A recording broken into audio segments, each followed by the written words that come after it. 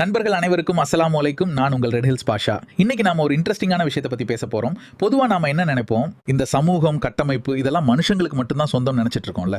ஆனா உண்மை அது கிடையாதுங்க. இன்னைக்கு இருக்கிற நவீன அறிவியல் விலங்குகளோட நடத்தையை பத்தி படிக்கிற எத்தாலஜி என்ன சொல்ல தெரியுமா? நமக்கு எப்படி ஒரு குடும்பம், ஊர், தலைவர்னு ஒரு சிஸ்டம் இருக்கோ அதே மாதிரி தான் விலங்குகளும் பறவைகளும் வாழுதுன்னு சொல்லுது. இதை பத்தி ஒரு ஆச்சரியமான விஷயம் என்னன்னா, சுமார் 1400 வருஷங்களுக்கு முன்னாடியே குர்ஆன்ல ஒரு வசனம் இதை பத்தி ரொம்ப தெளிவா சொல்லியிருக்கு. 6வது அத்தியாயத்துல 38வது வசனம் என்ன சொல்லுதுன்னா, பூமியில ஊர்ந்து போற பிராணிகளா இருந்தாலும் சரி, 2 இறக்கையால பறக்கிற பறவைகளா இருந்தாலும் சரி, அவையெல்லாம் உங்களை போன்ற சமூகங்களே தவிர வேறில்லை.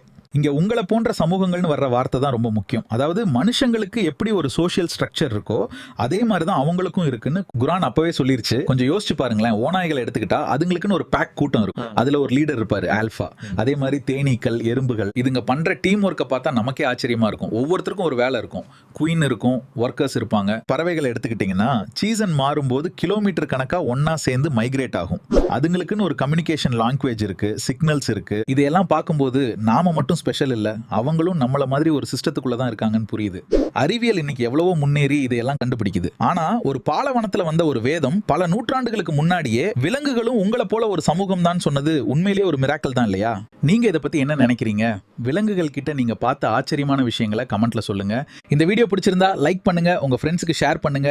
மறக்காம நம்ம சேனலுக்கு சப்ஸ்கிரைப் பண்ணிடுங்க. அடுத்த வீடியோல ஒரு இன்ட்ரெஸ்டிங்கான தகவலோடு பார்க்கலாம். பாய்.